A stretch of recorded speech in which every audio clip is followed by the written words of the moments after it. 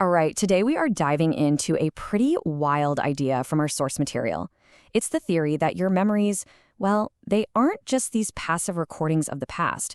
Instead, they're active blueprints that are physically building your future. It's a really mind-bending concept, and we're going to unpack it together. So, right out of the gate, the source material hits us with this super provocative statement. Now, the idea isn't that your memories are totally fake. It's more that they're incomplete, right? They're just one version of events, pulled from this huge sea of other possibilities. And that leads right into the big question, the real core of this whole thing. What if that specific version of the past, the lie you keep telling yourself, is the very thing that's locking you into a specific future?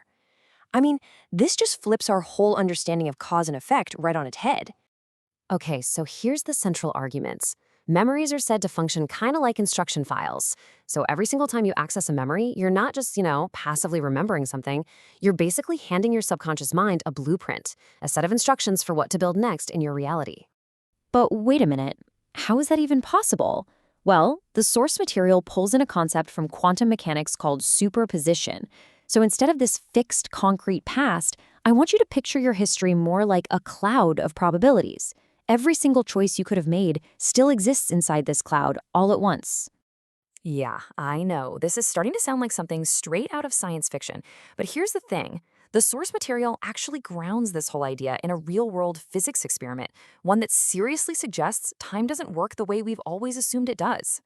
Okay, this slide really helps visualize the mental shift we're talking about here. We're all used to that classical view of time, right? A single, straight line. What happened, happened. End of story. But the quantum view suggests it's more like a branching river of possibilities. And get this, it isn't actually set in stone until we look at it. Okay, let's break this experiment down because it's wild. In this delayed choice experiment, a particle's past behavior, like which path it took, actually seems to be determined by a choice an observer makes in the present.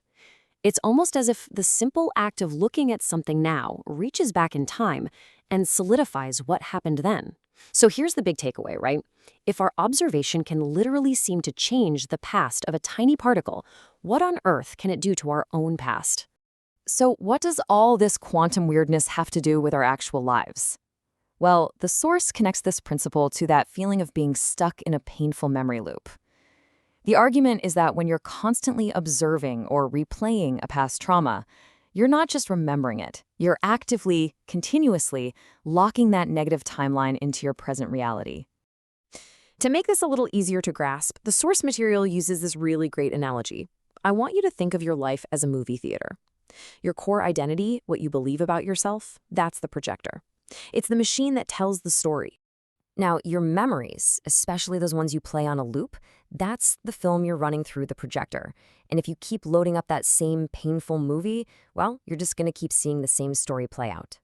And that brings us to the screen, your external reality, your job, your relationships, all of it. And this is where so many of us get stuck. We try to change the screen. We get a new job, a new partner. But if you're still running that same old film of painful memories through the projector, guess what? You're just going to see the same patterns play out on that brand new screen. This line from the source really nails it. Every time you tell that old story of regret or hurt, you're not letting it go. You're practicing it. You're rehearsing it for its next performance in your life. All right, so if constantly replaying the past is the problem, what's the solution? The source proposes what it calls the re-observation protocol. It's basically a way to intentionally choose a different film to play.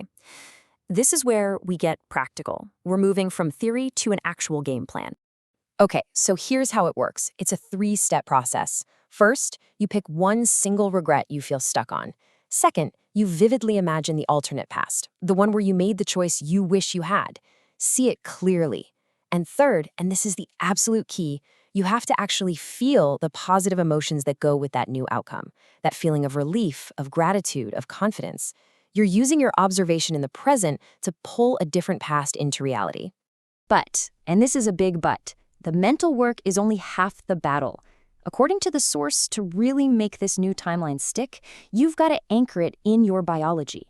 You literally have to get your body on board with the change. So, why the body? Why is that so crucial? Well, the source makes this incredible claim that the heart's electromagnetic field is up to a staggering 5,000 times more powerful than the brain's. The idea here is that when you get your heart and brain working together, you're broadcasting your new reality with an incredible amount of force. So, how do you actually do that? How do you create that alignment? It's a simple two-step process. First, you do 5 minutes of rhythmic breathing.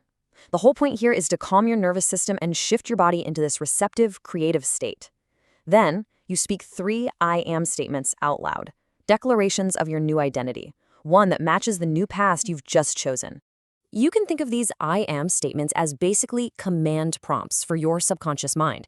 When you declare, I am someone who makes powerful decisions, you're not just saying a nice phrase, no way. You're giving your subconscious a brand new instruction to start filtering reality and finding evidence to make that statement true. You're building an identity where your desired future isn't just possible, it's inevitable.